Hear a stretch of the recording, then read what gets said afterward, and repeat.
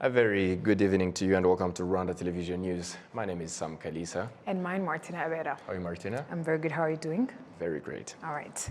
So as we begin this edition of the news, let us inform you that on Thursday in New York, President Paul Kagame held a meeting with the African Union Chair, His Excellency Musa Faki Mahamat, for a discussion on key issues in sectors of security, development, regional integration, amongst others. President Kagame also met with Raymond Chambers, philanthropist and World Health Organization's Ambassador for Global Strategy and Health Financing. They discussed possible partnership opportunities in different sectors, including global health financing and innovation. And we'll kick it in with matters related to health, particularly preventing the Ebola outbreak in Rwanda. The Ministry of Health urges the public to strengthen measures to prevent the spread of Ebola virus disease to Rwanda. Kigali, September 22nd, 2022. The Ministry of Health informs the public that no Ebola case has been registered in Rwanda to date. However, the ministry strongly reminds everyone to avoid being distracted from the attention and consider preventive measures against the spread of Ebola virus in our national territory. We are closely working with other institutions to monitor the spread of the epidemic in the neighboring countries, especially in Uganda, where cases of Ebola virus were confirmed in the Mubende district. Both ministries of health in Rwanda and Uganda are working together to strengthen prevention measures at land borders and at the airport and internally as well, Dr. Daniel Ngamije, the Minister of Health, said. As revealed by the Ministry of Health in Uganda, cases of Ebola were confirmed in the Mubende district and one victim succumbed to the disease. However, the Ministry of Health strongly urges each and everyone to be cautious and seriously comply with the preventive measures against the Ebola virus disease, as it is easily preventable when one abides by hygiene standards and avoids unnecessary visits and contacts with people who have traveled to areas affected by the Ebola outbreak. The ministry reminds everyone to consider the following preventive measures: avoid unnecessary travels coming from the areas affected by the Ebola outbreak, avoid receiving travelers from the affected area, which is Mubende. When you know where they are in the country, immediately report to the nearest local authority. Any traveler from the Ebola outbreak affected area should undergo temperature screening. Report any suspected case of Ebola via the police toll-free on 112, any nearest health facility, or via the Ministry of Health toll-free number 114, the nearest local authority, or any community health worker. Whenever you have Ebola symptoms, immediately report to the nearest health facility. Avoid contacts with blood or any body fluids, items that may have come in contact with any infected person or any person's blood or body fluids of an Ebola-infected person. Avoid contact with a body of an Ebola victim or dead wild animal or eating its meat. Always wash hands with soap and clean water. Always seek medical care whenever you are not feeling well.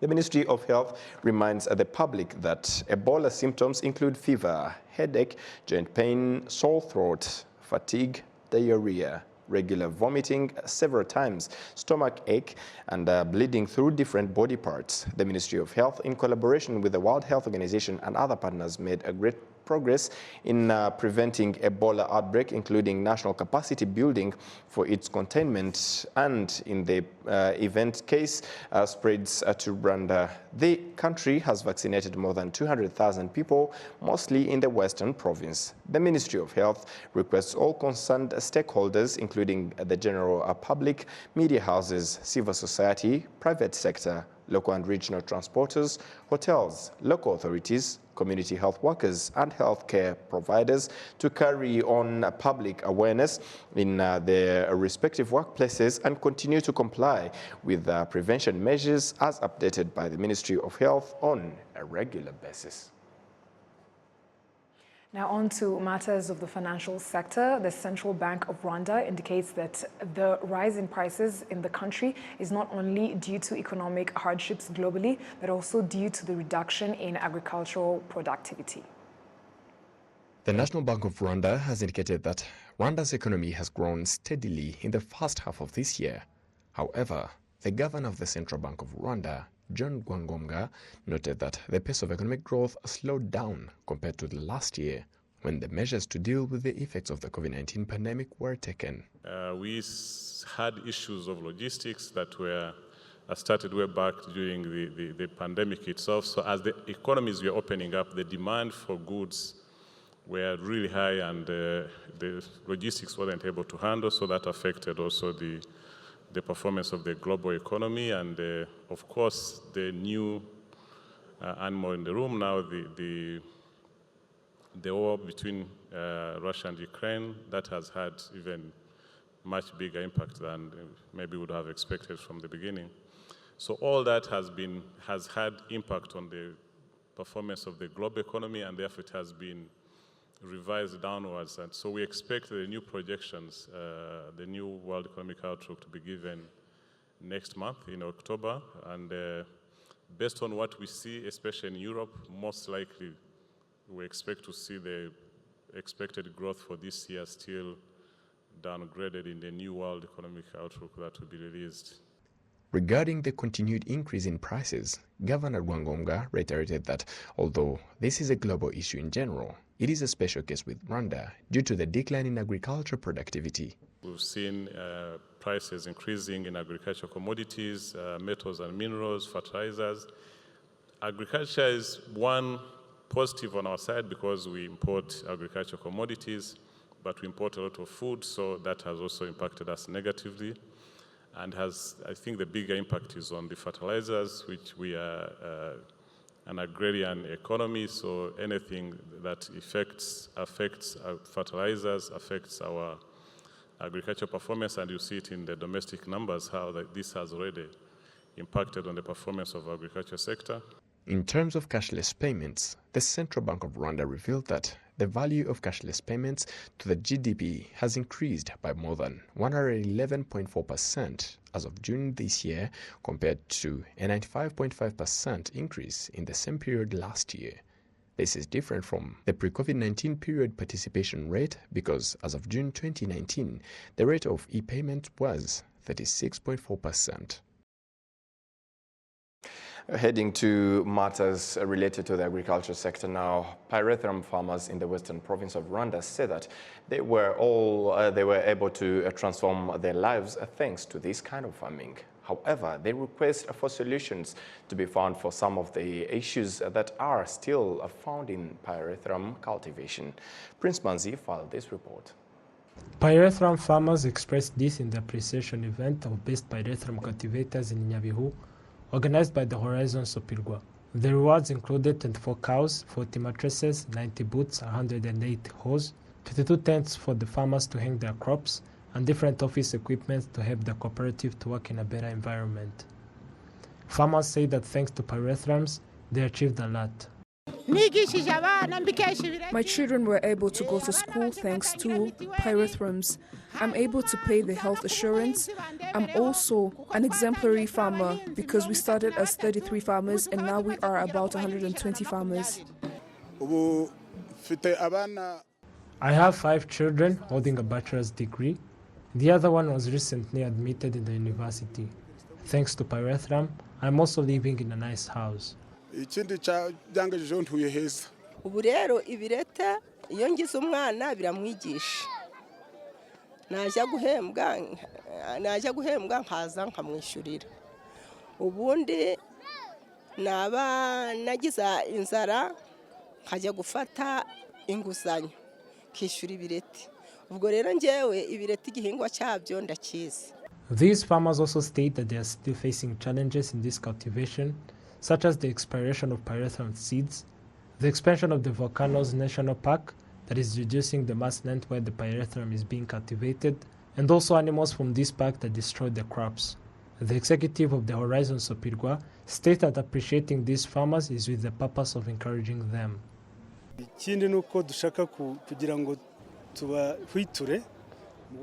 Another thing is that we want to encourage them. As you see, when we reward them, they become happy. The outcome of all these is that the production increases. Farmers mentioned on old pyrethrum crops, we have brought new seeds and we distributed it last year, but now we are going to double the seeds that we provide. The governor of the Western Province, Francois Habitegeko, states that he appreciates what was achieved in the pyrethrum cultivation and assures farmers that their challenges are going to be revised to find solutions. It is an event that we appreciated, and we also appreciate the pyrethrum farmers' efforts that resulted in not only their development but also the increase of the exported products. The challenges demonstrated by these farmers are going to be revised by different levels. What I can assure them is that whatever resolutions that will come out in those discussions will be in favor of the citizens. About 9,000 farmers participated in the cultivation pyrethrum in Nyabihu and Rubavu in the previous year on a 1,596 hectares of land and reaped 675 tons, equivalent to an income of 768 million Rwandan francs. Prince Manzi, RTV News. Thank you, Prince, for that report. Moving on, various leaders of faith-based organizations note that they are committed to collaborate with the health authorities and the government in sensitizing parents to participate in the pediatric vaccine program, which will start from children aged 5 years. Olive Nete has the report. It is a program that concerns children aged between 5 to 11 years old for them to be resistant to the pandemic of COVID-19. They will receive the Pfizer vaccine. While some of the followers of religions and churches don't comply with such initiatives of taking the vaccine of COVID-19, various leaders of faith-based organizations say that they will work with the government in the betterment of this program. We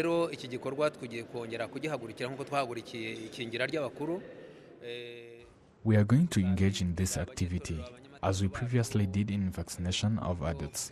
We will inform the followers in a good way, and we will be able to engage with them. We usually meet with Christians. We start sensitizing them about this new activity, and normally kids are vaccinated and parents understand that this vaccine is like any other vaccine. It is to prevent them from various diseases. To not understand such activities is a misfortune, but we will explain to them and they will understand.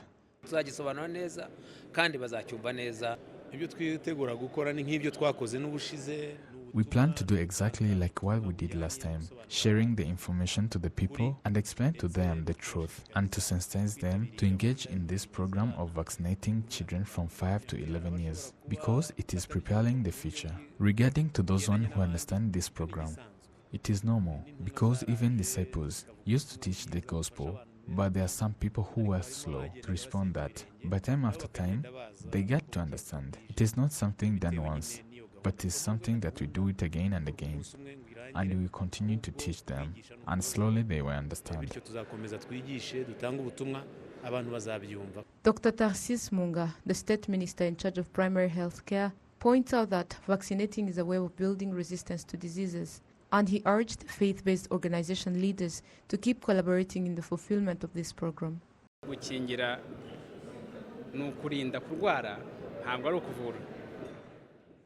Vaccinated is needed for prevention of diseases, not treating it.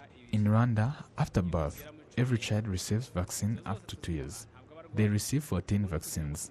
We give them all those vaccines, not because they are sick, but to help them to build the immunity system against all kinds of diseases, bacteria, and abrupt diseases that are currently coming. Leaders of faith-based organizations have 100% of Rwandans. Rwanda is a faith-based country. It means that those leaders lead various Rwandans, and their word is impactful. It reaches a wide range of people, and it comforts them. And when you collaborate with them, the message reaches everyone. And in a short period of time, what we expect from them is to give the message to all those followers, so that they can understand this program as it is for the country, parents, children, and also beneficial to everyone.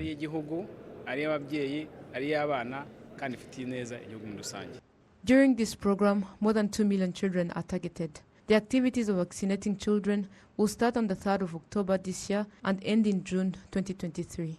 More than 3,000 schools will serve as main vaccination centers.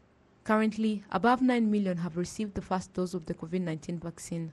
More than 8 million have the second dose, and more than 5.5 million have the booster shot. Currently in Rwanda, people aged above 60 years with chronic diseases are receiving the second booster shot. Olive Nete, RTV News. Thank you very much, Olive. And as we move ahead, the people who were helped by Tubeho Neza project of a non-governmental organization, World Vision, are proud of what this project has brought to them because it has helped them to develop themselves through activities such as sewing, agriculture, and breeding that supported them. We do have more. The Tubeho Neza project of World Vision has been helping the people of Kanombe and Kabuga in the city of Kigali for 15 years. In terms of welfare, the Tubeho Neza project increases the knowledge and capacity of the people in modern agriculture of vegetables and fruits, provides cattle, and teaches them how to breed them in a way that provides for them financially. Water, buildings, schools, daycare, and clinics were brought closer to them as well. The result of this is what the beneficiaries speak about. This project provides us with sewing machines. I knew how to sew clothes, so they gave me a sewing machine to facilitate my talent and ability. This was in order for us to have a foundation to build a better life on. We are currently slowly developing ourselves.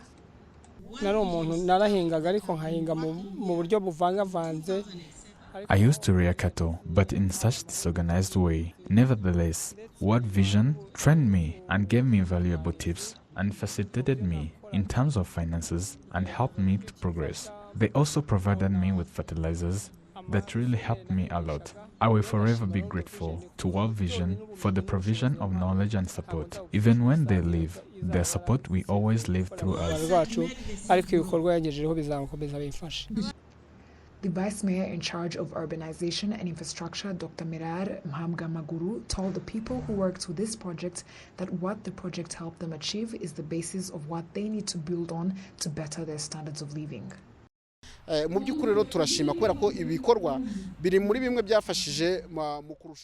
really grateful because some of these projects put into practice NST1, which in turn made some of the goals the city of Kigali set very attainable. These are the projects that fast-tracked the development of the citizens and bettered their standards of living. It will also inspire those that weren't affected to find various ways of self-development.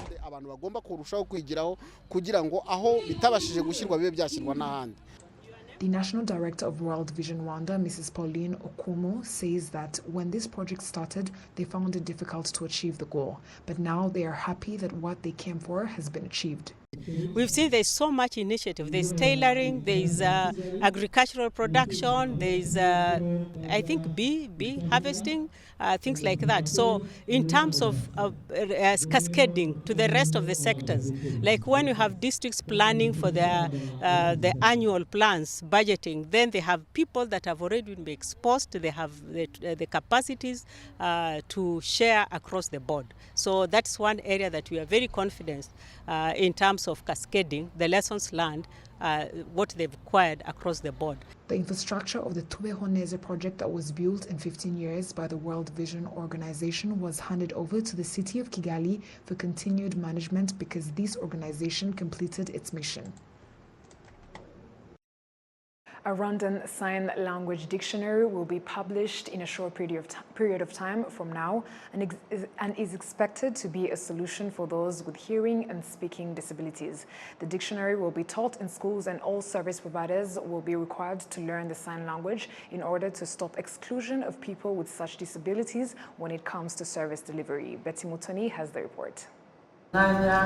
Policy dialogue for disability mainstreaming, consultative meeting of organizations of persons with disabilities, representatives from different organizations of people with disabilities, focused on obvious obstacles where many people with disabilities are denied some services due to the nature of their disabilities.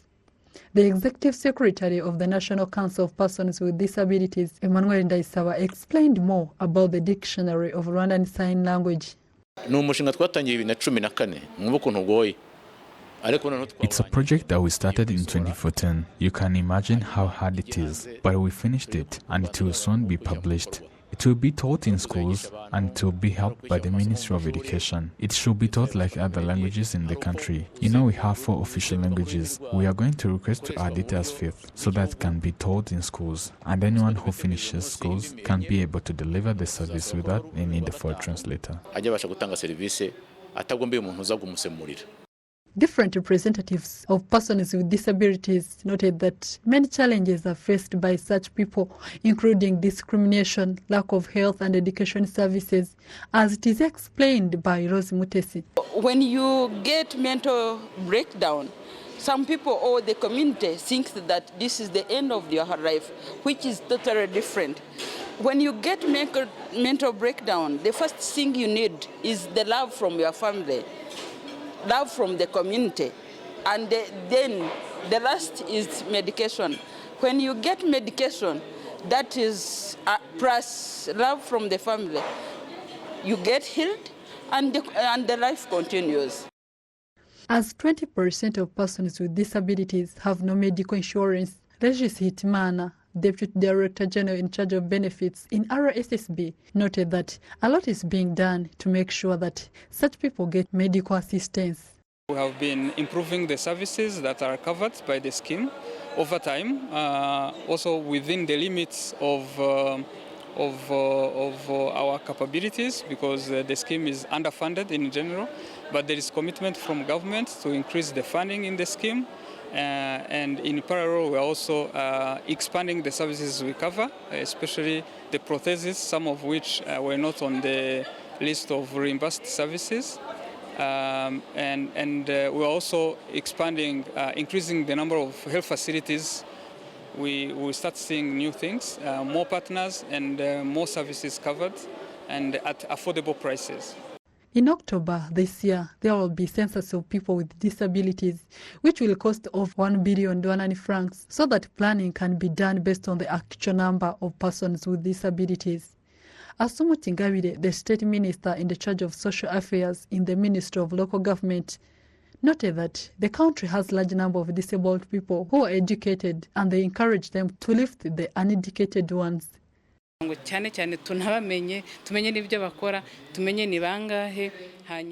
Most especially, we want to know them and what they do, how many they are, so that we can go in different activities knowing them, but also encouraging them to get involved, not only asking of activism all the time. There are some who are educated and others got scholarships. Some have PhDs and others are professors at the universities. So we want to tell them that they are a helper to the government, especially to their fellows. In May last year, the cabinet meeting approved the policy for the people with disabilities, which were also discussed between representatives of organizations or persons with disabilities, various ministries and related agencies. There are over 1 billion people with disabilities in the world, while 15% of total population, 80 million of them, are those on the African continent. Betty Mutoni, RTV News. Some African journalists say that getting informed on the coming conference on climate change by the end of this year will help them to know stories to report about the continent. Africa accounts for 4% of the greenhouse gas emissions. Despite that, the continent gets mostly affected by climate change. Adam Squizera filed this report. 40 journalists from 9 African countries, including Rwanda, are discussing various topics related to 2015 Paris Agreement. The agreement includes the way of the countries in dealing with the effects of climate change. Scientists say that Africa has great opportunities for producing renewable energy because it is affordable. And so the best way for us to address, the sustainable energy access challenge will be to transition to renewables and tap the incredible potential that is available across the continent. Look at where we are now, lovely sunlight. We can easily tap solar energy and be able to power our lives and our communities using solar power. We have a huge opportunity if only we grasped it and accelerated the transition and used it to power our lives and our economies. Statistics indicate that half of African countries face the effects of climate change, yet this continent accounts for 4% of global greenhouse gas. Some of the topics that were discussed in this conference of the countries that have signed Paris Agreement includes looking at the pledge of developed countries to the developing countries because of their role in polluting the climate. Some African journalists say that the fact this conference is going to be held on the African continent should be an opportunity for them to create different stories about what is expected to be said in this conference. The journalists who are discussing on this meeting, which is known as the Conference of Parties, COP, which is going to be held on the 27th time, are the ones who are used to covering environmental stories. I think it's quite interesting that for the first time in 6 years, the COP is returning to Africa. And it gives us an opportunity as Africa to take charge of our narrative. Previously, every time you've had stories about climate change, it's about a flood that has swept away hundreds of people in Africa, or about a drought in Kenya, in the Horn of Africa, that is decimating livestock, 50 million people in the Horn of Africa starving. Those are the kind of stories you see in international media. But it gives us an opportunity now, the COP coming here gives us an opportunity now as Africans to not just tell you about the doom and gloom, or even if we do tell you the doom and gloom, we tell it to you through our perspective as Africa. The Executive Secretary of the Rwanda Media Commission, RMC, Emmanuel Mugisha, notes that this is the time to have enough information about this international conference, especially since some will attend this conference physically. We feel it's important for the journalists to be prepared, to be engaged, so that they can also engage their audiences. So out of this need, we had to plan this conference, and people are learning, and it's like opening up their eyes to see that there is more to cover when it comes to environment and climate change issues. It's the 27th annual meeting of the countries that have signed the Paris Agreement, which is scheduled to be held in Egypt from 6th to 18th of November this year, which is the second time it is going to take place on the African continent, where the last one took place in Glasgow, Scotland. Adams Guizera, RTV News. And on behalf of the entire news and production team that made it happen, many thanks for being with us on this edition of Rwanda Television News. My name is Sam Kalisa. And mine, Martina Rivera. And up until next time, stay safe. And have a good night.